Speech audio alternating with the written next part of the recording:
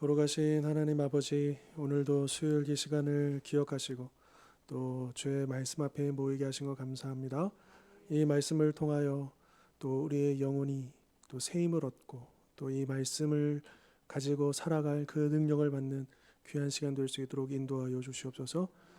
사도행전의 이야기들을 우리가 함께 나누고 있는데 또 초대교회 성도들처럼 우리들도 성령으로 충만하여서 하나님께서 맡겨주신 그 귀한 사명 온전히 감당해 나가는 우리 모든 성도님들 될 수 있도록 축복하여 주시옵소서.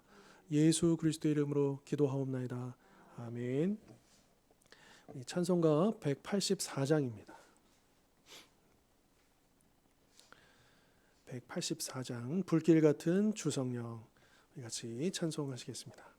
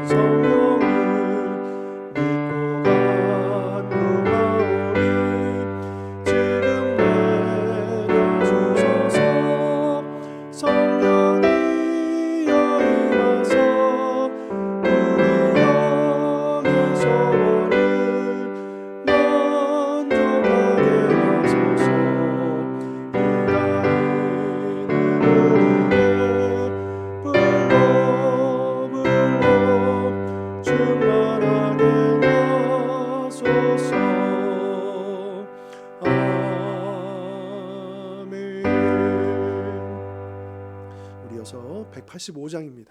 이 기쁜 소식을 185장 우리 계속해서 찬송하시겠습니다. 주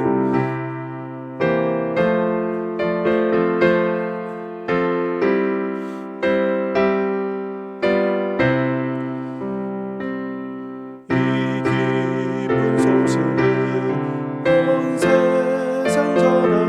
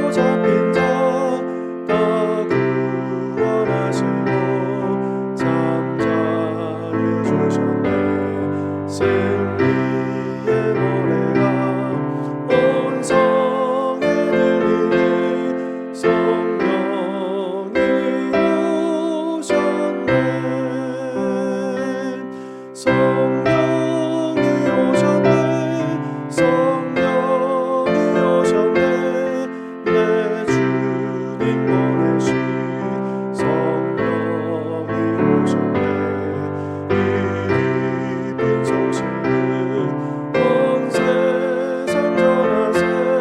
성령이 오셨네. 한없는 사랑과 그 크신 은혜를 늘 의심하면서 안 믿는 자에게 내 작은 힘으로 또 증언하리니 성령이 오셨네. 성령이 오셨네. 성령이 오셨네. 내 주님 보내신 성령이 오셨네. 이 기쁜 소식을 온 세상 전하세. 성령이 오셨네. 아멘. 오늘 우리 함께 나눌 말씀 사도행전 3장입니다.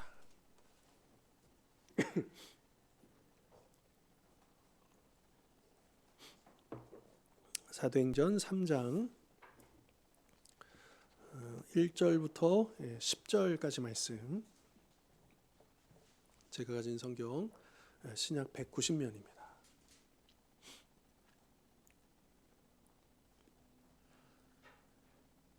3장 1절부터 10절까지 말씀 이제 한 절씩 저와 함께 교독하시겠습니다. 제9시 기도 시간에 베드로와 요한이 성전에 올라갈새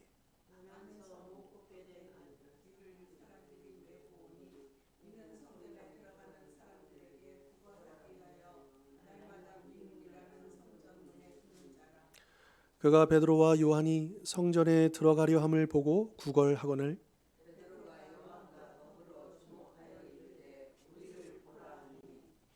그가 그들에게서 무엇을 얻을까 하여 바라보거늘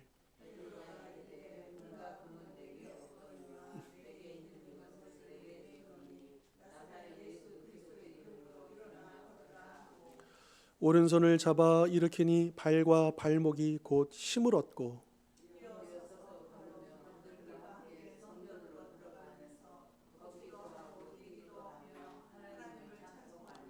모든 백성이 그 걷는 것과 하나님을 찬송함을 보고 성전 미문에 앉아 구걸하던 사람인 줄 알고 그에게 일어난 일로 인하여 심히 놀랍게 여기며 놀라니라.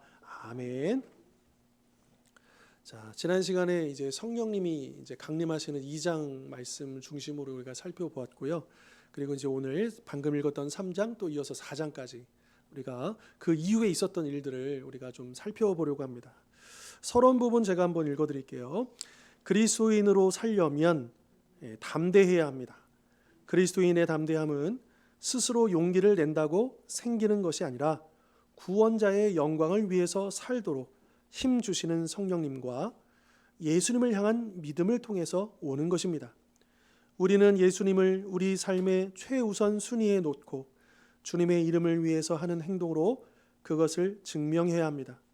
복음이 진리라고 확신한다면 하나님께 담대함을 간구하며 진리를 선포함으로써 믿음을 토대로 행동해야 합니다.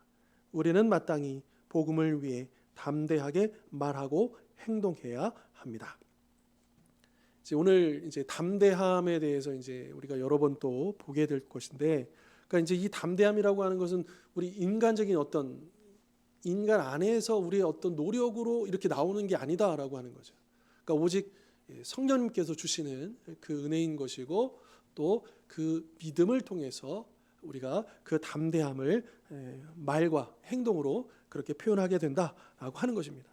그리고 이제 우리가 방금 읽었던 이제 3장 1절부터 10절까지는 이제 한 사건이죠. 치유의 사건인데 이 일로 인해서 그 이후에 어떤 이제 사건이 벌어지는데 우리가 잘 알다시피 이 일로 인해서 이제 산헤드린에 끌려가게 되잖아요.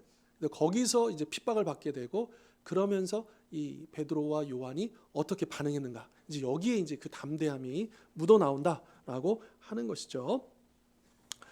자, 이 이야기에서 특별히 우리가 그 이제 끌려간 다음에 우리 4장으로 한번 가보시겠습니까? 4장 1절 보시면 우리가 이제 그 3장 11절부터 이제 26절까지는 또 어떤 내용이냐면 살짝 요약을 하면 이제 이 고친 사건 때문에 사람들이 모여들게 되잖아요.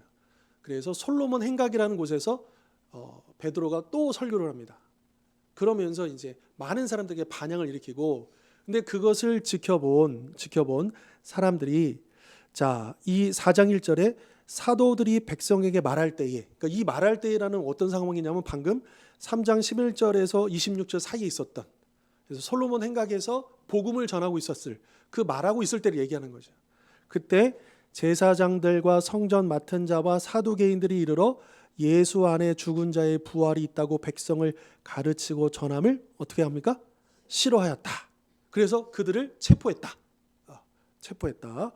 그리고 이제 그날이 이미 날이 저물었기 때문에 그 이튿날까지 구금을 했다가, 그리고 이제 그 5절 보면 그다음 해가 밝아서 이제 산헤드린 재판을 열게 되는 거죠. 이제 그런 내용으로 이어지게 되는 겁니다. 자, 그러면서 이제 5절부터 보시면 이튿날 관리들과 장로들과 서기관들이 예루살렘에 모였는데 대제사장 안나스와 가야바와 요한과 알렉산더와 및 대제사장의 문중이 다 참여하여 사도들을 가운데 세우고 묻되 너희가 무슨 권세와 누구의 이름으로 이 일을 행하였느냐? 이에 베드로가 성령이 충만하여 이르되 백성의 관리들과 장로들아, 만일 병자에게 행한 착한 일에 대하여 이 사람이 어떻게 구원을 받았느냐고 오늘 우리에게 질문한다면 너희와 모든 이스라엘 백성들은 알라. 너희가 십자가에 못 박고 하나님이 죽은 자 가운데서 살리신 나사렛 예수 그리스도의 이름으로 이 사람이 건강하게 되어 너희 앞에 서느니라. 이 예수는 너희 건축자들의 버린 돌로서 집 모퉁이의 머릿돌이 되었느니라. 다른 이로서는 구원을 받을 수 없나니 천하 사람 중에 구원을 받을 만한 다른 이름을 우리에게 주신 일이 없음이라 하였더라. 아멘. 자, 우리 3장과 4장에 걸쳐서 우리가 두 가지를 보게 되는데, 하나는 예수님의 이름으로 병자를 고치는 이제 이 사건, 이 사역이 있었고, 또 하나는 예수님의 이름으로 이 복음을 선포하는 이제 이 두 장면을 우리가 보게 되는 거죠. 자, 그런데 이게 다 누구의 이름으로 행해진 겁니까? 예수의 이름으로. 여러분, 이 베드로와 요한이 이제 그 나면서부터 걷지 못한 사람을 고치는 이 기적이요. 근데 이게 예수님이 행하신 그 치유 사역과 굉장히 유사합니다. 거의 똑같습니다. 다만 차이가 있다면 예수님은 당신의 능력으로 말씀으로 그렇게 행하셨다면 이 사도들은 예수님의 이름의 능력으로 이렇게 했다는 거죠. 그러니까 이거를 종합해 보면 무슨 말이냐? 지금 이 치유 사역도 엄밀히 말하면 예수님이 사도들을 통해서 하고 계시다는 거예요. 그러니까 사도들이 예수님이 하셨던 일들을 한다는 것은 첫 번째로는 사도들이 예수님을 본받았다라는 뜻도 되지만, 그러나 그것은 더 나아가서 예수님이 사도들을 통해서 그 일들을 하고 계시다라고 하는 거예요. 자, 그렇다고 한다면 오늘 우리가 이 땅을 살아가면서 우리 그 신앙의 어떤 목적 가운데 하나가 뭐냐 하면 이 성화의 과정이 신앙 생활이잖아요. 우리 주님을 닮아가는 것. 근데 그냥 우리가 주님을 왜 닮아가야 되느냐? 당연한 것 아니냐? 당연히 우리가 영적 아버지이신 그분을 닮아가는 게 너무나도 당연한 것처럼 우리가 이렇게도 설명할 수 있지만, 그러나 또한 이 사역적인 측면에서 본다면 분명히 예수님께서 지상명령을 주셨잖아요. 땅끝까지 이르러 이 복음의 증인이 되라고 하시는 거예요. 그런데 이것이 사실은 당신께서 얼마든지 스스로 하실 수 있는임에도 불구하고 우리에게 그것을 위임해 주신 것, 맡겨 주신 거잖아요. 그런데 이 일들을 할 때 그냥 우리의 능력을 가지고 그냥 우리가 알아서 하라고 하는 게 아니라, 사실은 예수님께서 너희와 함께 해주시겠다라고 약속도 해주셨고, 그리고 그 일을 할 수 있는 성령의 능력도 약속해 주셨고, 그리고 그 일이 가능하도록 이제 모든 약속을 다 성취해 주셨고, 그리고 나서 이들이 하는 일들을 가만히 보니까 사실은 예수님이 그 일들을 그들을 통해서 하고 계시다라고 하는 결론이다라고 하는 거죠. 그러니까 우리가 단순히 예수님을 닮아가자라고 하는 것에 그치는 게 아니라, 우리가 예수님을 닮아가기 위해서 힘쓴다면 우리가 그분의 도구로 쓰임을 받게 된다는 거예요. 그러니까 이 세상에 보통 우리가 예수의 향기, 예수의 편지, 이제 그런 표현들이 이제 성경에 나오잖아요. 그러니까 우리는 걸어다니는 전도지이고, 우리가 만든 전도지가 아니고 우리 자체가 전도지다. 살아있는 전도지다. 우리의 말과 우리의 행함 자체가 이 세상 사람들에게 드러나는 정말 진짜 전도지다라고 하는 것이죠. 오늘날에 우리가 이 전도하기 힘들어지는 이 환경들을 이 마지막 때, 이 시대의 어떤 악함으로도 우리가 설명할 수 있지만, 그러나 동시에 또 우리가 부인할 수 없는 것은 지금 우리 한국 사회에서 왜 이 복음을 전하는 것이 힘들어졌느냐? 그저 시대가 악하여졌기 때문만이 아니라 이 전도지의 실효성이 떨어지고 있다라고 하는 거죠. 신뢰를 잃어버리고 있다라고 하는 거죠. 여러분, 보통 보면 이제 그 사회학적으로 보면 어떤 이제 중요한 이슈나 어떤 그런 이제 주제들이 사회에 전파될 때 이거를 반대하는 사람들이 노리는 게 있습니다. 뭐냐? 그러니까 그 주제를 가지고 하면 이게 힘이 못 얻어요. 그런데 뭐냐면 그 메시지가 아니고 그 메시지를 전하는 메신저를 공격합니다. 그러니까 그 메신저를 공격하는 순간 그 메시지가 옳으냐 그르냐 이거는 온데간데 없어지고 그저 이 메신저에 주목함으로써 이 메신저의 그런 불완전함, 연약함, 또 이런 것들을 부각시켜가지고, 그러니까 메신저의 신뢰를 추락시키면 자연스럽게 어떻게 되겠습니까? 그 메신저가 전하는 메시지는 당연히 힘을 잃어버리게 되는 거죠. 그러니까 사단이 우리를 공격하는 방법도 그것이 아닐까. 복음이라는 메시지는요, 사단이 공격할 수가 없는 거예요. 그렇잖아요. 이거는 너무나도 분명한 사실이고, 또한 그 메시지를 사단이 바꿀 수가 없습니다. 근데 다만 사단이 그 메시지를 방해하기 위해서, 전파된 걸 방해하기 위해서 사단이 노리는 것은 누구냐? 바로 그 메시지를 전달하는 우리 성도들이다라고 하는 것이죠. 그러니까 우리 한국교회가 이 메시지가 없어가지고 지금 이 사회에서 지금 신뢰를 못 받는 게 아니잖아요. 이 메시지를, 복음의 메시지를 전해야 될 우리의 삶이 많이 무너져 있고, 또 말씀대로 살지 못함이 이 사회에 많이 드러나면서 결국에는 이게 사단의 전략 가운데 하나이지 않겠는가라고 보는 거죠. 자, 그렇다고 한다면 어떻습니까? 우리가 회복해야, 그러니까 메시지를 회복하는 게 아니고 그 메시지를 전했던 그 사도들의 그 삶, 그들의 말과 그들의 생활과 그들의 모습들을 우리가 회복할 때 자연스럽게 우리가 전하는 메시지도 더 힘을 낼 수 있고 더 영향력을 키울 수 있겠다라고 하는 겁니다. 그러니까 이것을 주장하는 것은 결코 행위 구원론을 강조한다든지 우리 인간의 어떤 그 노력을 강조하는 게 아니라 그 원리를 설명하는 거예요. 그러니까 우리가 부지런히 또 한편으로는 나가서 복음도 전하고 또 우리 이웃들과 함께 이렇게 관계를 맺어가면서 우리가 그 일들을 병행해야 되는데, 그런데 우리의 그런 신뢰할 만한 삶이 뒷받침되지 않는다면 그는 그저 울리는 꽹과리에 불과하다라고 하는 거예요. 그냥 변죽만 울리고 끝나버린다라고 하는 거죠. 그렇지 않습니까?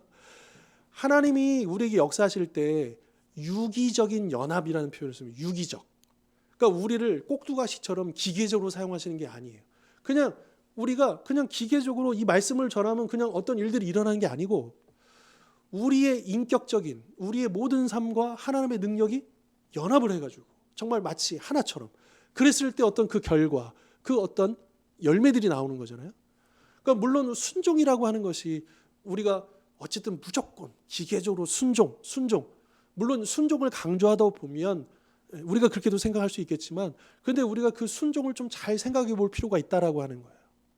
우리가 순종하되 정말 우리가 그 능력에 감동을 받아가지고 그 은혜에 충만해가지고 순종하는 것과 그냥 의무감으로 이렇게 하는 순종, 물론 그 순종마저도 하나님께서는 사용하시지만, 그러나 그러한 순종보다는 우리가 정말로 성령에 사로잡히고 성령의 그 인격적인 그 요구에 우리가 순종해서 나아갔을 때 더 귀한 열매, 더 큰 열매를 우리가 맺을 수 있지 않겠는가라고 하는 그런 생각들인 것입니다. 자, 이제 이 베드로가 다 볼 수 있는 자리에서, 그러니까 성전에 사람들이 다 그 기도 시간에 많은 사람들이 오고 가는 그 시간에 다 보는 자리에서 이 사람을 고쳤잖아요. 고쳤고, 또 7절과 8절에 보시면 3장 이 베드로가 그를 딱 이렇게 세우는 그 기적이 이제 나타나게 되면서 그걸 본 사람들이 누구를 찬양합니까? 하나님을 찬양하게 되는 거죠. 그리고 그것을 보고 놀란 사람들이 11절, 우리가 읽지 않았지만 11절 보십시오. 나은 사람이, 그러니까 이 고침받은 사람이 베드로와 요한을 붙잡으니 모든 백성이 크게 놀라며 달려나아가 솔로몬의 행각이라 불리우는 그 행각에 모였다라고 이야기를 하고 있는 것이죠. 그러니까 베드로는 이 기회를 놓치지 않고 이 때를 통해서 그들에게 바로 예수의 복음을 전했다. 예수님의 십자가의 죽으심과 부활, 우리가 그렇게 기다리던 메시아가 바로 그분이시다라고 하는 것을 전하게 되었다라고 하는 거죠. 자, 그런데 우리가 아까 4장 1절에서 보았던 것처럼 이게 못마땅한 사람들이 있어요. 누구냐 하면 바로 그 예수를 죽였다. 예수를 죽일 때 예수를 신성 모독으로 걸었잖아요. 이단으로 낙인치기해서 죽였단 말이에요. 그래서 이 산헤드린 유대교 지도자들은 이제 자신들의 근심거리를 해결했다라고 생각했는데, 그런데 분명히 이단의 그들 입장에 봤을 때요, 예수라는 사람은 그 이단의 무리의 우두머리니까 그 우두머리를 제거하면 당연히 이게 흩어질 거라고 생각했는데, 아니 웬걸 또 다른 예수가 나타난 거예요. 또 다른 예수가. 그래서 똑같은 이야기를 하는 거니까 이 사람들은 그게 너무나도 싫은 거죠. 아니, 싫은 게 아니라 위협이 되는 겁니다. 그리고 이 유대교 지도자들은 주로 제사장들이잖아요. 이들은 사두개파입니다. 사두개파는 부활을 믿지 않습니다. 그런데 사도들이 전하는 게 뭐예요? 부활의 복음이잖아요. 그러니까 이게 자신들의 교리하고도 이게 안 되는 거예요. 그러니까 예수라고 하는 이단의 문제도 걸려 있고, 그리고 자신들이 가르친 것 갖고 걸려 있는 거예요. 그래서 이 부활을 부정하는 어떤 이런 부분들도 우리가 좀 볼 필요가 있겠다라고 하는 거죠. 자, 그런데 여러분, 베드로가 예수님이 잡혀 돌아가실 때 그 대제사장의 관정에서 불을 쬐다가 그 종들에게 추궁을 당했을 때 베드로가 어떻게 했습니까? 부인하고 도망쳤잖아요. 그럼 이번에는 어떨 것인가? 이번에는 그렇지 않았다라고 하는 거죠. 달라졌다라고 하는 거예요. 그러면 무슨 차이냐 이거죠. 예수님이 잡혀 들어온, 예수님을 부인했을 때 그 베드로와 지금 위협을 받으면서도 담대하게 너희들은 알라, 너희가 죽인 이 예수가 이 사람을 고쳤노라, 뭐 이렇게 얘기하잖아요. 베드로가 어떻게 이렇게 담대하게 달라질 수 있었을까? 그 사이에 있었던 사건은 성령의 사건밖에 없다라고 하는 거죠. 이 부분이 굉장히 중요한 부분이다라고 하는. 그러니까 이게 베드로가 원래 그렇게 담대한 사람이라고 볼 수 없고, 성령님이 그를 담대하게 만들어 주셨다라고 보는 것이 자연스러운 해석인 것이다라고 하는 것이죠. 특별히 이 베드로는 그것을 강조합니다. 그 4장 12절에 보시면 같이 한번 읽어볼까요? 다른 이로서는, 시작. 구원을 받을 만한 다른 이름을 우리에게 주신 일이 없음이라. 여러분, 이거를 오늘날 우리 말로 표현하면 예수 천당, 불신 지옥, 이거예요. 네. 물론 우리가 그 방법을 선호하는 건 아니지만 그 메시지 자체는 맞잖아요. 그렇지 않습니까? 예수님 말고는 우리가 구원 받을 수 있는 길이 없잖아요. 유일한. 그런데 이게 세상 사람들한테는 어떻게 들립니까? 아주 편협하고, 그죠? 자기네에게만 구원이 있다 그러고 굉장히 배타적이고, 이렇게, 그러니까 이 세상의 관점에서 본다면 그런 진리를 선포하는 그 순간 우리를 그런 식으로 보게 되는 거죠. 저 교회라는 곳은, 기독교라는 곳은 그렇게 편협한 곳이야. 오직 이제 그렇게 이제 낙인을 찍어버리는 거죠. 그래서 사실은 그것 때문에 어떤 이제 성도들 중에는 그 얘기를 자신 있게, 그런 자기도 그런 낙인이, 그러니까 편협한 사람으로 낙인이 찍힐까봐 그렇게 이제 드러내지 못한다라고 하는 거죠. 또 워낙에 이 사회적으로 이 교회에 대한 어떤 일부는 오해일 수도 있고요. 왜곡된 정보를 가지고 또 그렇게 인식하는 경우도 있지만, 또 실제로 또 교회가 그런 모습들을 많이 보여줬어요. 사회의 어떤 기준으로 봐도 못 미치는 어떤 그런 추락하는 도덕성, 사회법으로 불법이라고 이거 잘못됐다고 했는데 교회법으로 그걸 그냥 넘어가는 거예요. 아무렇지도 않게. 분명히 이 사람이 사회법에서 유죄 판결을 받았어요. 그러면 교회법도 당연히, 왜 교회법이 더 높은 거예요? 사회법이 더 높은 거예요? 교회법이 훨씬 더 높아야 되죠. 훨씬 더 기준이 높아야 되잖아요. 그러니까 사회법으로는 이거는 괜찮아 하더라도 우리가 그리스도의 법으로는 아니야라고 해야 되는데, 사회법으로 안 되라고 했는데 교회법으로는 괜찮아 이러면서 가는 일들이 버젓이 벌어지고 있다라고. 이게 얼마나 통탄스러운 일인가. 참으로 안타까운 거죠. 그러다 보니까 이 사람들이 직장 속에서, 이 세상 속에서 자신을 드러내지 않습니다. 얘기하지 않아요. 저희 아이들한테도 물어보면요, 이 학생들이요, 학교에서 자기가 교회 다닌다는 얘기를 안 해요. 굳이 안 해요. 물론 이제 뭐 그런 이슈가 나오거나 이렇게 하면 뭐 그때서야 나 교회 다녀 이 정도는 얘기할 수 있을 몰라도 굳이 그런 얘기를 할 필요도 없고 하고 싶지도 않아요. 괜히 그것 때문에 자기도 다 도매급으로 넘어가거나 괜히 그런 손가락질을 당하거나 오해를 당하기 때문에. 혹시 우리 성도님들 어떠십니까? 그런데 어려움은 없으십니까? 내가 교회를 다니고 예수를 믿는다는 이 사실을 내 주변 사람들에게, 물론 이제 이미 오래 알고 있는 사람들은 다 알지만 이제 만난 지 얼마 안 된 사람들, 처음 만나는 사람들한테 내가 예수를 믿는 사람이라는 것을 드러내는 것 어떻습니까? 아주 편하십니까? 아니면 네. 네네. 네네네. 네네. 네네. 물론 우리가 뭐 다짜고짜 그냥 처음 이럴 필요는 없죠. 네. 네. 네네. 네네네. 그러니까 이제 그러신 분들도 또 많이 계시지만 또 그렇지 못한 분들도 적지 않게 있다라고 하는 거예요. 그게 이제 우리 지금 현재 이제 많은 성도들 중에서는 또 그런 분들도 계시고 그렇지 않은 분들도 있다라고 하는 게 이제 사실이다라고 하는 거죠. 네. 그리고 이제 그게 이제 점점 젊은 층으로 갈수록 그게 더 많이 드러난다. 그러니까 오히려 이제 지금 여기 계신 우리 권사님급들 이 나이대에서는 그게 그렇게 개의치 않아요. 어떤 면에서는.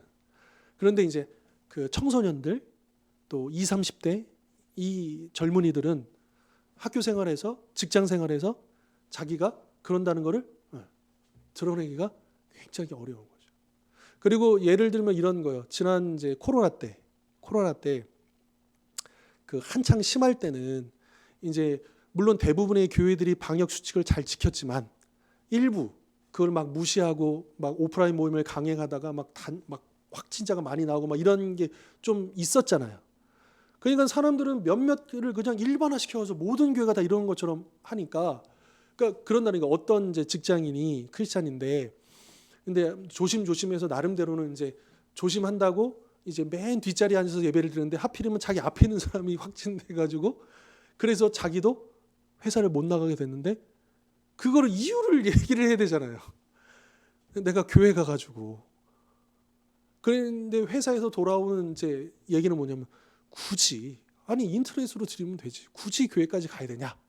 어떤 그런 지시를 받았다는 거예요. 그러면서 그분은 물론 그분이 잘했다는 건 아니에요. 근데 이제 그분의 고백이 뭐냐 하면 그 다음부터는 현장에 나가서 예배를 못 드리겠다라는 거죠. 이제 이 코로나 시국에 있었던 일 중에 아주 사소한 하나예요. 그러니까 굉장히 이게 난감한 거죠. 근데 자, 이 베드로는 어떻습니까? 이 아주 무시무시한, 그러니까 사실은 인간적으로는요, 예수님도 그러하셨지만 이 베드로와 요한의 생사를 이 사람들이 결정할 수도 있는 거예요. 그럼에도 불구하고 베드로는 예수님을 부인했다는 달리 담대하게 오히려 그들에게 복음을 전하고 있는, 참 놀라운 그런 모습으로 그렇게 바뀌고 있다라고 하는 거죠. 자, 여기에서 이제 이 예수님에 대한 복음을 전하는 모습을 보면요, 여러분 요 사도행전 요거 이렇게 표시해 놓으시고요. 마가복음 13장으로 한번 가보시겠습니까? 마가복음 13장. 예수님이 제자들에게 이런 말씀을 하셨는데 요 말씀이 어떻게 성취되었는가 우리가 볼 수 있어요. 마가복음 13장.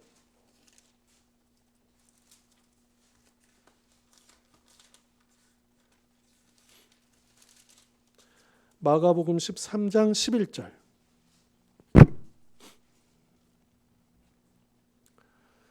78면입니다. 마가복음 13장 11절 같이 읽겠습니다. 시작. 사람들이 너희를 끌어다가 넘겨줄 때에 무슨 말을 할까 미리 염려하지 말고 무엇이든지 그때에 너희에게 주시는 그 말을 하라. 말하는 이는 너희가 아니요 성령이시니. 자, 이 말씀을 미리 하셨잖아요, 예수님이. 그리고 이 베드로를 보십시오. 베드로를 통해서 그대로 성취되고 있죠. 이날 말한 것은 베드로가 아니고 누구예요? 성령님이. 성령님이 베드로의 입을 통해서 말하고 계시다라고 하는 거죠. 그러니까 얼마나 이 베드로가 철저하게 정말 성령에 사로잡혀 있었는가를 우리가 볼 수 있겠다라고 하는 것이고요. 자, 그다음 우리 이제 4장 13절부터 또 계속 좀 말씀을 볼 텐데요. 이제 이런 베드로를 딱 보면서 위기를 느꼈겠죠. 뭐가 좀 자기가 이렇게 너 왜 이런 막 이렇게 협박을 하면 좀 이렇게 될 줄 알았는데 베드로가 오히려 막 이렇게 담대하게 나오는 걸 모습 보니까 당황한 거예요. 그러면서 과연 어떻게 해야 될까? 지금 난감한 상황에서 그들이 어떤 식으로 대처했는지를 우리가 13절부터 22절까지 한번 보겠습니다. 13절. 그들이 베드로와 요한이 담대하게 말함을 보고 그들을 본래 학문 없는 범인 줄 알았다가 이상히 여기며 또 전에 예수와 함께 있던 줄도 알고 또 병 나은 사람이 그들과 함께 서 있는 것을 보고 비난할 말이 없는지라. 그러니까 사실은 이게 뾰족한 뭐가 없는 거예요. 그래서 15절 명하여 공회에서 나가라 하고 서로 의논하여 이르되 이 사람들을 어떻게 할까? 그들로 말미암아 유명한 표적 나타난 것이 예루살렘에 사는 모든 사람에게 알려졌으니 우리도 뭐 할 수 없어요? 부인할 수 없는지라. 이것이 민간에 더 퍼지지 못하게 그들을 위협하여 이후에는 이 이름으로 아무에게도 말하지 말게 하자 하고 그들을 불러 경고하여 도무지 예수의 이름으로 말하지도 말고 가르치지도 말라 하니. 자, 보십시오. 이들도요 뭐라고 하느냐? 비난할 말이 없다. 우리도 부인할 수 없다. 그러면 이 정도 됐으면 인정을 해야 될 거 아니에요. 그죠? 이들도. 여러분, 이들이요 마태복음에 보면 그런 장면이 나옵니다. 그 예수님의 무덤을 지켰던 사람들이 이제 돌문이 열려지면서 그 경비병들이 막 죽은 사람처럼 됐다 그랬잖아요. 그리고 그들이 어디로 갑니까? 이 사람들을 찾아가요. 그래서 자초지종을 딱 얘기합니다. 그랬더니 이 사람들이 그 경비병들에게 돈을 주면서 뭐라고 말을 줍니까? 제자들이 예수의 시신을 훔쳐갔다고 거짓말을 퍼뜨리라고. 만약에 그 이야기가 총독에게 들리면 우리가 잘 말해서 손해 볼 일이 없도록 할 테니까. 그러니까 뭐냐면 이들도요 아는 거예요. 예수가 부활했다. 그러니까 제자들이 훔쳐가지 않았다는 걸 아는 거예요. 사실을 아는 거예요. 자기네도 부인할 수 없는 거를 그 기적과 이거를 다 보는 거죠. 근데 이들의 마음은 워낙에 완악하기 때문에 그걸 인정하지 않고 어떻게 하냐면 이런 식으로 돈으로 매수하고 자기의 권력으로 말하지 못하게 협박하고 이런 모습들을 보여주고 있다라고 하는 거죠. 그런데 이런 것들은 이때만 벌어진 게 아니라 지난 2000년 동안에 계속 그래 왔다라고 해요. 정치적으로, 종교적으로, 문화적으로 어떤 힘을 갖고 있는 사람들이, 어떤 정치적인 권력자들이, 또 종교의 수장들이, 혹은 어떤 문화적인 어떤 그런 세력들이 이 예수의 복음을 말하지 못하도록, 마치 그 예수의 복음은 가짜인 것처럼, 거짓말인 것처럼 막 그렇게 협박하고 입을 막으려고 하고 감추려고 하고 계속해서 그래 왔다라고 하는 겁니다. 그러니까 베드로와 요한만 이 일을 겪은 게 아니고 초대교회들 성도들만 그 일을 겪은 게 아니고 2000년 내내 전 세계 각국에서 사단은 끊임없이 이 세상에 힘 있는 자들과 그 세력들을 가지고 이 복음을 막으려고, 입막음하려고, 또 우리 성도들에게는 그것을 말하지 못하게 계속해서 위협하고 핍박을 해오고 있다라고 하는 거죠. 심지어는 이제 그 우리 신학계도 보면 보통 이제 들어보셨겠지만 이제 자유주의 신학이라고 해서, 그러니까 이제 이 자유주의 신학자들은 그들도 성경을 믿는다라고 합니다. 나름대로는 성경을 믿어요. 하나님을 믿어요. 그런데 이 성경을 이제 연구하면서 여기에서 이제 인간적으로 이해될 수 없는 기적이라든지 뭐 이런 것들은 싹 빼는 거죠. 그러면서 이제 이 성경을 연구하고 분석하고 해서 나름대로 여기서 메시지를 찾아내서 이제 그게 우리 한국 신학 안에서는 이 자유주의 신학이라고 하는 입지가 굉장히 좁습니다. 그러니까 우리 한국 같은 경우는 우리 미국에서 호주에서 또 여러 오신 선교사님들이 굉장히 보수적인 신학을 갖고 오신 선교사들이었기 때문에 우리 한국 교회는 전통적으로 굉장히 보수적인 신학이에요. 심지어 우리 한국에서 진보적인 신학교라고 하더라도 일반 세계에서 봤을 때는 그렇게 완전히 진보적이지 않은 면도 있을 정도로 우리 한국 교회는 굉장히 보수적입니다. 그러니까 이 자유주의 신학이 잘 이렇게 통하지를 않아요. 근데 전 세계를 보면 이 자유주의의 신학이 굉장히 거대합니다. 특별히 학문적으로는. 그래서 이 복음주의를 대변하는, 그러니까 복음주의는 분명히 우리가 그러니까 같은 복음을 가지고도 다르게 이야기를 해요. 그런데 이 자유주의 신학자들은 세상의 학문적인 논리와 그것으로 무장해서 또 그것을 또 세상에서도 인정을 받습니다. 그래서 굉장히 탄탄한 아주 좋은 논문들이 많이 그러니까 학계에서 어떤 그런 학문적인 그런 업적들이 굉장히 많이 쌓여가는데 반면 우리 복음주의는 거기에 별 관심이 없고 그저 그냥 예수님 전하고 이게 전부다라고 해서 한동안은 그랬어요. 그런데 이제 이게 무시할 수 없는 거예요. 그러니까 이 학계에도 이 선교사가 필요한 거예요. 쉽게 말하면. 이 학계에서도 이 복음을 학문적으로 대변할 수 있는. 그래서 그게 근간 이제 한 100년 남짓 되는 기간 동안에 우리 복음주의 진영들도 굉장히 좋은, 저도 이제 가끔씩 이제 그 인용을 하는 뭐 존 스토트 목사님이라든지 어떤 그 유명한 신학자들 있잖아요. 그분들이 이 복음주의의 대변자로서 학계에서도 인정받는 아주. 그러면서 이 자유주의 진영의 어떤 이것들을 대등하다고까지는 잘 모르겠지만 아주 굉장히 많이 이렇게 올라와 있는 상태입니다. 올라가고 있는 상태예요. 그러니까 여기에도 정말 모든 분야의 선교사가 필요해요. 그냥 우리가 생각하는 선교사는 예수 믿지 않은 어떤 곳에 가서 복음을 전하는 이것만 생각하지만 모든 분야예요. 방송계, 예술계, 문화계 이런 곳곳 그 분야마다 지금 이 세상은요. 단지 그냥 물리적인 어떤 공간에 가서 복음을 전하는 이런 수준으로는 안 됩니다. 각 분야마다 그 분야마다 정말 좋은 예수님 믿는 좋은 사람들이 세워져서 거기서 선한 영향들을 끼치고 이 복음을 그렇게 전파할 수 있는 사람들이 필요한 시대이거든요. 근데 이게 학계에도 필요하다는 거예요. 학계에도. 이 신학계에도. 굉장히 오랫동안 자유주의 신학이 특별히 이제 18세기 이후로 꽉 그러니까 중세 시대까지는 자유주의 신학이라는 게 있을 수가 없었던 거고요. 그러다가 이제 계몽주의와 인간의 이성이 눈이 뜨면서 이 자유주의 신학이 완전히 그냥 여기를 잡았어요. 그러다가 이제 20세기가 넘어오면서 이 복음주의가 다시 한 번 더 이 학계에서도 일어서게 되는 그런 지형들 가지고 있다라고 하는 거 또 참고 삼아서 말씀을 드리고요.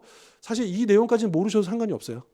그런데 꼭 알아야 될 거 뭐냐면 끊임없이 사탄은 모든 세력과 모든 권력을 통해서 이 복음이 전파되지 못하도록 또 우리로 하여금 그것을 말하지 못하도록 차단하는 그런 일들을 해왔다. 그리고 지금도 아랍권이라든지 이런 데는 어떻습니까? 목숨이 왔다 갔다. 개종을 했다? 죽여버립니다. 누가요? 아버지가. 가족이 죽여버려요. 그게 의무화되어 있습니다. 명예살인이라 그래요. 그러니까 그 아랍이라고 하는 이거는 종교만도 아니고 민족만도 아니고 이게 다 융합되어 있어요. 그래서 이 어떤 이 공동체 안에서 만약에 어떤 한 개인이 일탈을 하잖아요. 그게 종교적인 일탈이든 문화적인 일탈이든 그러면 그 사람은 이 전체를 욕을 먹인 거기 때문에 치욕을 준 거기 때문에 이 공동체 일원이 이 사람을 죽여도 괜찮습니다. 물론 이것도 극단적인 이제 어떤 이슬람의 어떤 그런 거죠. 그 코란을 굉장히 문자적으로 극단적으로 해석하는 자들의 이런 이제 그래서 이 이슬람 같은 것도 굉장히 이제 세속주의적인 어떤 이제 그런 이제 온건한 이슬람 사람들이 주입니다. 하지만 되게 강경한 이슬람 사람들 많잖아요. 이 사람들은 사회법이 아니라 그들의 법을 그 이제 이슬람 국가들 보면 일반 헌법이나 이런 것도 있어요. 여러분 이란의 대통령이 있습니까 없습니까? 대통령이 있어요. 근데 대통령보다 더 높은 사람이 있을까요 없을까요? 있어요. 누구냐? 이란의 종교 지도자. 이란의 종교 지도자가 이란의 종교법이 이란의 일반 헌법보다 더 높습니다. 실질적으로. 그래서 여러분 그 이란이 지금 이스라엘과 관련돼서 뭐 할 때 이란 대통령이 언급하면 별로 안 나와요. 그런데 뭐 이렇게 쓰고 이렇게 나가지고 앉아서 마이크 잡고 얘기하는 사람 누구냐? 대통령이 아니에요. 그 사람은 이란의 종교 지도자예요. 근데 그 사람 말 한마디가 전체에 영향을 끼치거든요. 되게 무시무시합니다. 그러니까 그런 문화권 속에 그런 속에 있는 사람들은요. 지금도 예수를 믿는다라고 고백하는 것 자체가 자기 목숨을 걸어야 되는 도망 다녀야 되는. 여러분 생각해 보십시오. 어떻게 그러니까 쉽게 말하면 우리로 치자면 예수님을 믿지 않는다고 해서 다른 종교를 가졌다고 해서 아버지가 자기 자녀를 죽일 수 있습니까? 이게 말이나 됩니까? 근데 그들은 그런다고요. 그럼 이거는 사단이 하는 일이에요. 그렇지 않습니까? 아니 어떻게 부모가 자녀를 아무리 말을 안 듣는다고 해서 또 다른 종교를 간다고 해서 그럴 수 있습니까? 말이 안 되죠. 근데 그런 일들이 지금도 벌어지고 있다. 안타깝게도. 그래서 이 아랍권에서 선교하시는 선교사님들 이야기를 들어보면 너무 어려워요. 이게 너무 어려워요.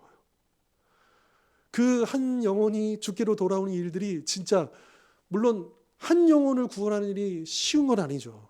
근데 아무리 생각해봐도 그 문화권 속에서는 그러니까 대단한 거예요. 뭐 그거를 그렇게 비교한다는 거는 좀 아닐 수 있겠지만 이 아랍권에서 한 명의 회심자를 얻는 것은 다른 지역에서 뭐 10명, 100명 얻는 것과 그 이상의 의미가 있는 거예요. 굉장히 어렵습니다. 근데 지금 우리가 복음이 들어가야 될 지역들은 사실은 여기에 많이 있거든요. 특별히 아랍권 사람들은 애를 많이 낳잖아요. 사람이 인구가 제일 많아요. 그러니까 선교사들이 들어가야 할 지역이 바로 여기거든요. 웬만한 자유로운 곳은 다 들어가 있어요. 많아요. 너무 많아요. 그런데 오히려 여기는 선교사 비자도 당연히 없고 아무리 외국인일지라도 섣불리 이 종교적으로 접근했다가는 큰일 나고 또 거기 있는 사람들도 자유롭게 신앙생활 할 수도 없고 목숨이 왔다 갔다 하는 그런 곳에서 살벌한 지금도 정말 그런 일들이 벌어지는 곳에서 복음을 전한다. 복음을 듣는다. 그러니까 지금 이 일들이 지금도 벌어지고 있는 현실이다라고 하는 것을 우리는 알 필요가 있다라고 하는 거죠. 자, 이 예수의 복음을 압박하는 이 세상의 세력들 앞에서 과연 그럼 우리는 담대하게 나아가야 될 텐데 그러면 이 세상의 핍박과 압력을 이겨내는데 세 가지가 필요하다는 거죠. 첫 번째, 무엇이 필요하느냐? 우리가 복음에 더욱 집중을 해야 된다. 그러니까 이 나를 압박하는 환경, 이 세상에 집중하지 말고 오로지 믿음의 주여, 우리의 믿음을 온전케 하시는 주 예수를 바라보라, 고정하라. 그러니까 그분께 집중을 해야 된다는 거예요. 오직 예수님께 집중을 해야 된다. 그래서 성경은 제일 여러 가지 명령 동사를 사용하는데 그 중에 굉장히 많은 명령 동사 중에 하나가 뭐냐면 기억하라, 기억하라, 기억하라. 이 복음을, 이 말씀을 자꾸 기억하고 기억하라는 반복해서 놓치지 말고 암송하든지 계속해서 그 말씀을 붙잡으라고 계속 명령하십니다. 이게 첫 번째 필요한 조건이고 그 다음 두 번째 조건은 뭐냐? 혼자 말고 어떻게 하라는 거예요? 함께. 그래서 믿는 자들이 함께 모여야 된다는 거예요. 그러니까 우리가 나 혼자 예수님 잘 믿고 나 혼자 될 일이 아니고 이게 예수 믿는 사람들이 자꾸 뭉치고 하나가 되고, 그래서 서로 정보도 주고받고 서로 격려하고 함께 모여서 기도하고 이 일들을 열심히 해야 된다라고 하는 거죠. 자, 여러분 우리 히브리서 10장 한번 보실까요? 히브리서 10장. 히브리서 자체가 우리 이제 지난번 우리 새벽에도 나눴지만 그런 배경 속에서 이 히브리서가 기록된 거지 않습니까? 유대교의 핍박, 회유, 흔들리는 공동체. 그래서 계속해서 그들을 향해서 주시는 말씀이잖아요. 10장 23절입니다. 자꾸 흔들리는 그 성도들을 향해서 뭐라고 권면하느냐? 23, 24, 25입니다. 또 약속하시는 이는 미쁘시니 우리가 믿는 도리의 소망을 움직이지 말며 굳게 잡고 서로 돌아보아 사랑과 선행을 격려하며 모이기를 패하는 어떤 사람들의 습관과 같이 하지 말고 오직 권하여 그날이 가까움을 볼수록 더욱 그리하자.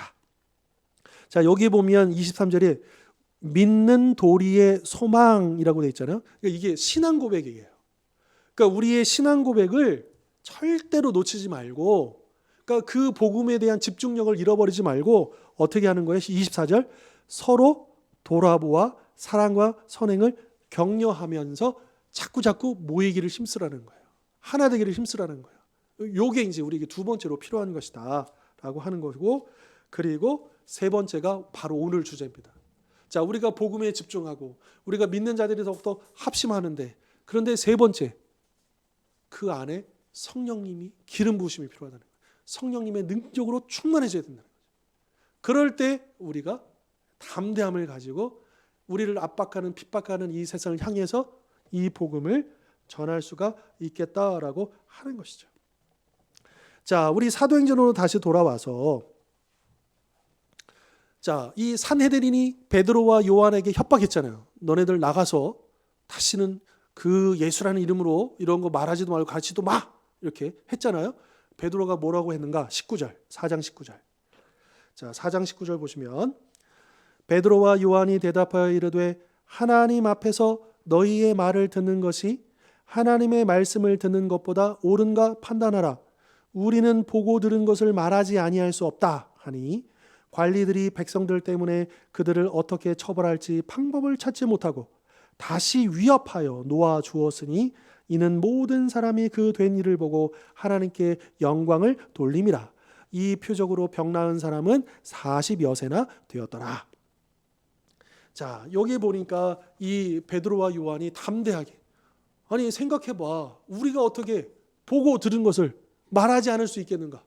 너네들의 말을 듣는 것보다 하나님의 말씀을 듣는 것, 이 둘 중에 뭐가 옳은지 한번 생각해봐. 우리는 그럴 수 없어. 우리는 하나님의 말씀대로 할 거고 또 내가 본 대로 들은 것 그대로 할 거야 라고 그렇게 담대하게 이야기하고 있다라고 하는 것이죠. 자, 이제 케이 아서라는 여성분 사역자인데요.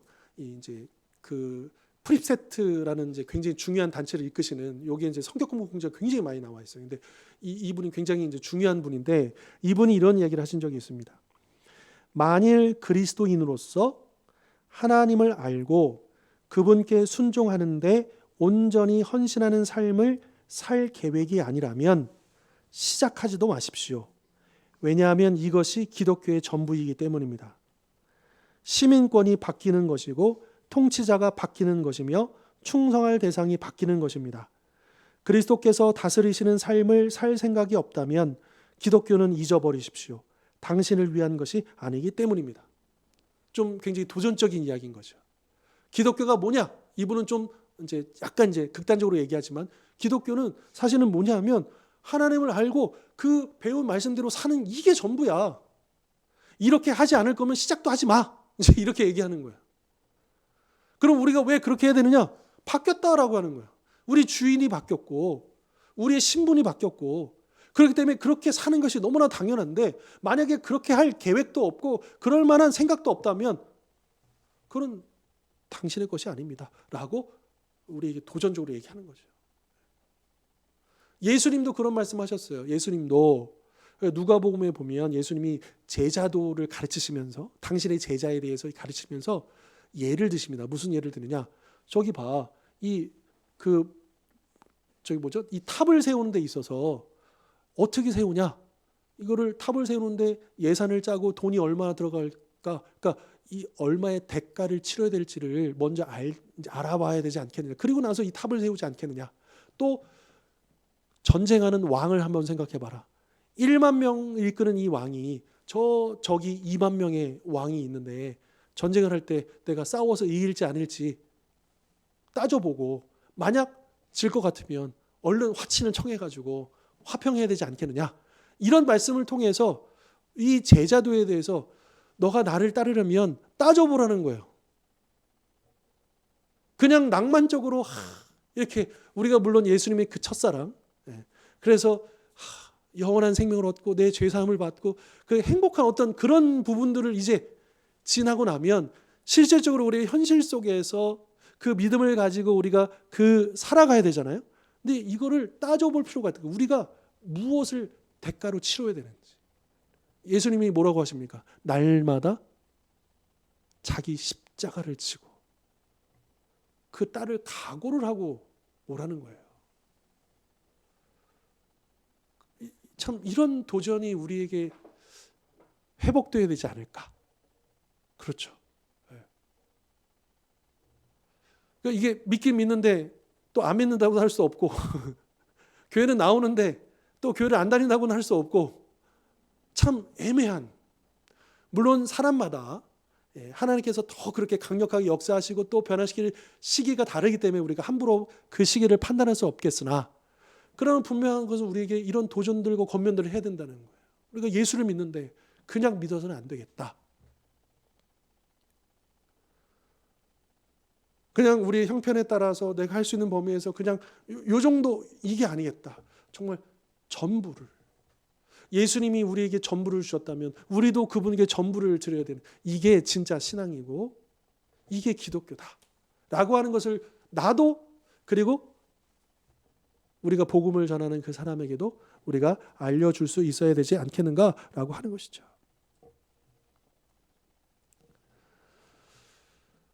여러분, 이 사도 바울이 베드로, 요한이 이제 우리가 보고 들은 것을 어떻게 말하지 않을 수 있겠는가 이렇게 얘기했잖아요. 그러니까 사실은 우리가 이렇게 실제로 체험했던 것을 논증은 할 수 없습니다. 이게 옳은 거야, 그른 거야. 다만 그냥 우리는 정직하게 보고 들은 걸 얘기할 뿐이에요. 자, 그런데 그러니까 이 상대방이 이야기를 듣고 무조건 그렇지 받아들이는 건 아니라는 거예요. 다만 우리의 이 간증이 성령님의 담대함 입혀졌을 때, 그때에 그 영혼이 설득이 된다는 거예요. 변화가 된다는 거예요. 그냥 우리의 그 간증을 나누면 이 아니고, 그러니까 우리가 기도해야 할 이유가 여기 있는 거죠. 내가 정말 만난 그 하나님을 전하는데 성령님의 담대함이 내 안에 입혀져서 그 간증이 그 영혼에게로 전해졌을 때 그 열매가 거두어질 수 있다라고 하는 것을 우리가 기억해야 한다라고 하는 것이죠. 자, 이렇게 산헤드림과 맞선 다음에 사도들이 이제 교회로 돌아갔겠죠. 그러면 돌아가서 어떤 일들이 있었는가? 4장 23절입니다. 23절. 자, 23절부터 31절. 제가 읽고 눈으로 따라오십시오. 사도들이 노임의 그 동료에게 가서 제사장들과 장로들의 말을 다 알리니 그들이 듣고 한 마음으로 하나님께 소리를 높여 이르되, 대주제여 천지와 바다와 그 가운데 만물을 지은 이시요 또 주의 종 우리 조상 다윗의 입을 통하여 성령으로 말씀하시기를, 어찌하여 열방이 분노하며 족속들이 허사를 경영하였는고 세상의 군왕들이 나서며 관리들이 함께 모여 주와 그의 그리스도를 대적하도다 하신 이로소이다. 과연 헤롯과 본디오 빌라도는 이방인과 이스라엘 백성과 합세하여 하나님께서 기름 부으신 거룩한 종 예수를 거슬러 하나님의 권능과 뜻대로 이루려고 예정하신 그것을 행하려고 이 성에 모였나이다. 주여, 이제도 그들의 위협함을 굽어 보시옵소서. 또 종들로 하여금 담대히 하나님의 말씀을 전하게 하여 주시오며 손을 내밀어 병을 낫게 하시옵고 표적과 기사가 거룩한 종 예수의 이름으로 이루어지게 하옵소서. 기도인 거죠. 아주 그러니까 그 소리를 높여 이르되 24절 이르되 그래서 대주제여 여기서부터 여기 30절에 이루어지게 하옵소서 이 큰 단락이 기도인 거예요. 이날 올려졌던 기도의 내용 31절 빌기를 다하매 모인 곳이 진동하더니 무리가 다 성령이 충만하여 어떻게 해요? 담대히. 그러니까 여기서도 또 얘기하잖아요. 성령이 충만하니까 그들이 담대히 말씀을 전했다. 근데 이들이 구한 게 뭐냐면 우리가 담대하게 말씀을 전하게 해 주옵소서 그렇게 구했잖아요. 그리고 그대로 응답이 되고 있다라고 하는 것이죠. 그러니까 이 베드로와 요한 그리고 초대교회 성도들은 지금 이 병자가 치유되고 이 산헤드림과 맞서서 담대하게 말했던 이 모든 것들이 성령의 역사인 것을 이들은 이해하고 있고 그러면서 그 일들이 계속해서 자신들에게 이어지기를 부어지기를 계속해 기도하 그냥 그 어쩌다 한 번 사건이 아니고 그 일들이 끊임없이 이루어지기를 계속 되어지기를 그렇게 기도를 했다라고 하는 것이죠.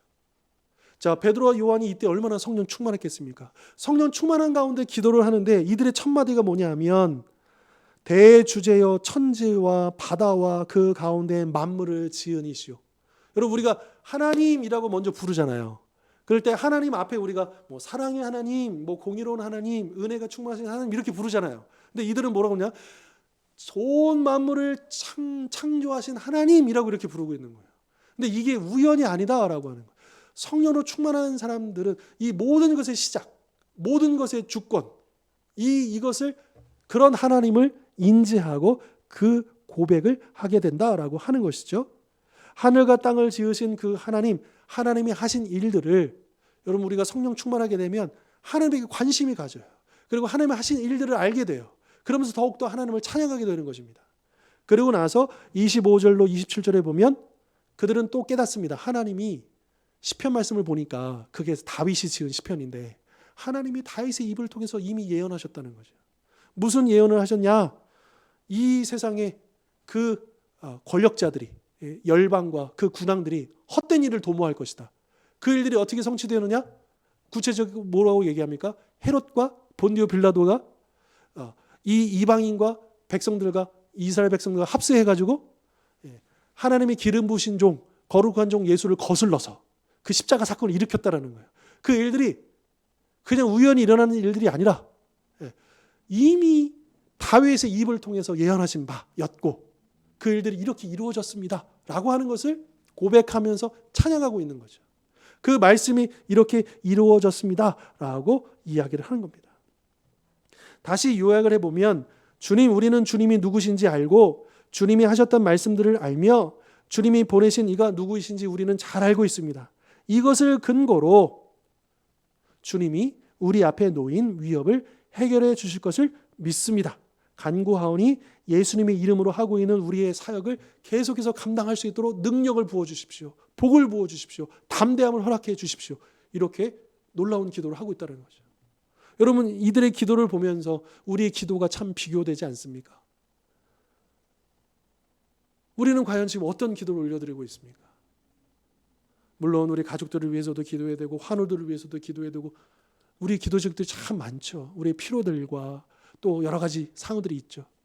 그런데 우리가 거기에만 머무르는 것이 아니라 이렇게 하나님을 고백하고 찬양하면서 그러면서 하나님의 이 복음의 사명을 감당할 수 있도록 여러분 우리가 건강을 구합니다. 물질을 구합니다. 화평을 구합니다. 문제 해결을 구합니다. 왜요? 무엇을 위해서요? 혹시 그렇게 빠져 있는 게 아닙니까? 하나님, 제가 이 복음의 사명을 감당해야 되니까 건강을 주십시오. 이렇게 기도해야 된다는 거예요. 건강 주시면 제가 헌신하겠습니다가 아니라 좀 뉘앙스가 다르지 않습니까? 하나님 이 문제 해결해 주시면 제가 더 헌신하고 더 열심히 하겠습니다. 하나님 이거 좀 도와주시면 그러니까 이런 식의 기도가 아니고 하나님 맡겨주신 사명 제가 이거 감당해야 되는데 하나님 건강 주셔야죠. 물질 주셔야죠. 이렇게 우리가 기도할 수 있어야 된다는 거예요. 제가 예전에 한번 말씀드린 적이 있는데 제가 그 학생 때 그 중국에 선교사로 학생 선교사로 갈 때 2달 동안 모금을 해야 돼요. 그 당시 2000년, 99년도, 2000년 넘어가는 그게 이 2달 동안에 제가 그 당시 600만 원 좀 넘게 모금해야 됐어요. 600만 원. 학생이 무슨 600만 원 어떻게 모금합니까? 당장 뭐 한 300만 원 월급 주는 회사 들어가서 돈 한 푼 안 쓰더라도 이게 쉬운 일이 아니잖아요. 그래서 제가 기도할 때 어떻게 기도했냐면, 하나님, 하나님 불러주셨잖아요. 거기에 사람이 너무 없어서 복음 전하는 사람이 필요한데 저 오라고 하셨잖아요. 저 헌신했습니다. 거기 가야 되는데 저 돈이 없어요. 저 거기 나를 부르신 그게 맞다고 한다면 저 주세요.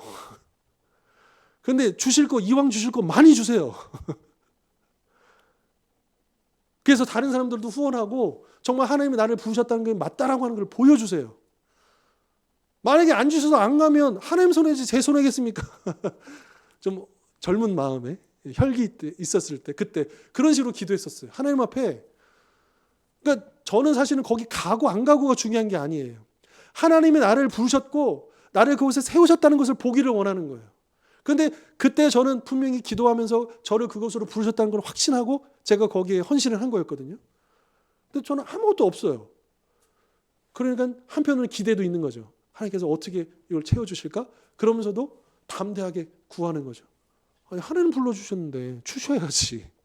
여러분, 우리가 그렇게 구하실 수 있기를 바랍니다. 하나님은 나를 이곳에 세우셨는데, 하나님께서 우리 주원길을 세우셨는데, 그러면 맡기신 사명이 있을 것이고, 그러니까 우리가 그 사명을 감당하게 해달라? 우리에게 그 능력을 구하는 것은 너무나도 당연한 것 아니겠는가? 하나님 요거 도와주시고 요거 해결해 주시고 또 이거 시기가 지나고 조금 괜찮아지고 안정이 취해지고 좀 되면 이제 제가 하겠습니다. 이거는 거래입니다. 협상입니다. 하나님과. 좀 조건을 지금 이야기하고 있는 거예요. 어떻게 우리가 하나님께 감히 그럴 수 있습니까? 하나님께 우리가 어떤 존재인가 우리를 겸손히 낮추면서 천지를 지으신 하나님 앞에서 우리가 그렇게 한다고요? 바꿔야죠. 우리가 그분의 종으로서 주님 맡겨주신 이 사명, 특별히 복음의 사명을 감당해야 되는데 우리 가족 구원을 시키고 우리 이웃들을 주께로 돌아오는 일들을 위해서 하나님 필요해요. 저에게 그런 능력을 주세요. 우리가 그렇게 기도하실 수 있기를 바랍니다. 물론 우리가 열심히 뭔가를 해야 돼요. 사역을 해야 돼요. 봉사를 해야 돼요. 헌신을 해야 돼요. 하지만 그 이상 기도해야 된다는 걸 놓치면 안 됩니다. 그러니까 우리가 이 사역에 자꾸 막 어떤 일들에 우리의 시간을 빼앗기고 관심을 빼앗기다 보면 정작 그 일을 할 수 있는 능력을 받는 그 기도하는 시간을 놓쳐버리게 된다라고 하는 것이죠. 그러니까 우리는 자꾸 까먹는 거예요. 우리가 열심히 이거를 하면 될 거야 라고 하는 착각에 빠져버린다는 거예요. 그게 나도 모르게 굉장히 교만한 모습일 수 있다는 거예요. 우리는 철저하게 고백해야 합니다. 저희는 아무것도 할 수가 없습니다. 하나님은 능력 주시지 않으면 저는 할 수가 없습니다. 그러니까 어떻게 돼요? 기도해야 된다는 거예요. 능력을 받아야 되니까. 그러니까 우리가 봉사하고 사역하는 그 시간 그 이상으로 우리는 기도하는 시간에 더 매진하고 그 능력 받기를 사모를 해야 된다라고 하는 것이죠. 그 16세기 개혁파 목사인 이 유럽 그 스위스에서 살아가셨던 루돌프 그왈터라는 목사님이 계십니다. 이분이 이런 이야기를 했어요. 누가복음은 교회가 기도를 통해 어떻게 하나님의 지원과 도움을 구했는지를 보여줍니다. 그들은 경솔하지 않았고 다가올 위험을 가볍게 여기지도 않았습니다. 그들은 인간의 지혜나 도움이나 조언에 의지하지 않았으며 기도로 온갖 종류의 원조와 지원을 구했습니다. 기도야말로 교회의 확실한 피난처입니다. 왜냐하면 하나님이 주님의 도우심을 구하는 자들을 어디서든지 지켜주겠다고 약속하셨기 때문입니다. 그럼 우리가 위로받을, 우리가 도움받을, 우리가 능력을 받을 그것은 바로 기도의 자리입니다. 사람에게서가 아니라 어떤 환경에서가 아니라 오직 기도의 자리로 나아갈 때 거기서 하나님의 그 약속이 기억이 되고 또 하나님의 능력이 부어지고 또 그 일들을 감당할 수 있는 모든 여건들이 열리기 시작한다라고 하는 것이죠. 그런 면에서 우리가 다시 한 번 더 우리 기도의 내용도 새로워지고 또 그 기도의 중요성도 다시 한번 우리가 가슴에 새길 수 있었으면 좋겠습니다. 우리 마지막 결론, 초기 그리스도인들과 마찬가지로 우리도 영적인 저항을 경험합니다. 세상에는 목숨 걸고 믿음을 지키는 그리스도인들이 분명히 있지만 대부분의 그리스도인은 목숨을 걸 만한 상황을 경험하지 않습니다. 그러나 우리는 믿지 않는 문화와 이웃과 친구와 가족에게서 비웃음이나 조롱이나 내침을 당할 것을 감수해야 합니다. 내가 가진 믿음을 이상하고 어리석은 것으로 느끼게 만드는 세상과 마주하게 될 때 하나님의 말씀과 성령 충만하게 되기를, 우리 구주께 계속 헌신하게 되기를, 그리고 주님의 복음과 찬양을 선포할 담대함을 위해 기도할 수 있기를 바랍니다. 자, 기도하겠습니다. 하나님 아버지, 우리 앞에 놓여 있는 하나님이 맡겨주신 가정, 일터, 또 교회, 또 많은 일들이 있습니다. 주님, 우리가 그 일들을 어떻게 감당할 수 있을까요? 또 끊임없이 사탄은 이 세상과 환경을 통해서 우리를 힘들게 하고 우리를 위협하고 또 우리로 하여금 많은 것들을 어렵게 만듭니다. 그것들을 우리가 대항할 수 있는 힘을 어디서 얻을 수 있겠습니까? 주님, 우리가 이 세상의 그 압박에 굴복하지 않고 흔들리지 않고 오직 예수 그리스도의 복음에 집중하게 하여 주옵소서. 또한 믿는 자들과 힘을 모아 하나 되게 하여 주옵소서. 무엇보다도 기도를 통하여 하늘의 능력을 구하고 그 능력을 받아 오직 성령 충만함으로 담대함을 얻어 이제 가정에서, 일터에서, 이 세상에서 이 복음을 담대히 전할 수 있는 우리 모든 성도님들 될 수 있도록 축복하여 주시옵소서. 예수 그리스도의 이름으로 기도하옵나이다. 아멘. 이제는 우리 주 예수 그리스도의 십자가의 은혜와 하나님 아버지의 영원하신 사랑과 보혜사 성령님의 하나 되게 하심의 역사가 이 시간 주신 말씀처럼 오직 성령의 능력을 받아 담대히 서서 이 복음의 사명, 가정에서, 일터에서, 이 세상에서 온전히 감당하기를 소원하고 결단하는 우리 모든 하나님의 백성들 머리 위 영원토록 함께 하옵시기를 간절히 축원하옵나이다. 아멘.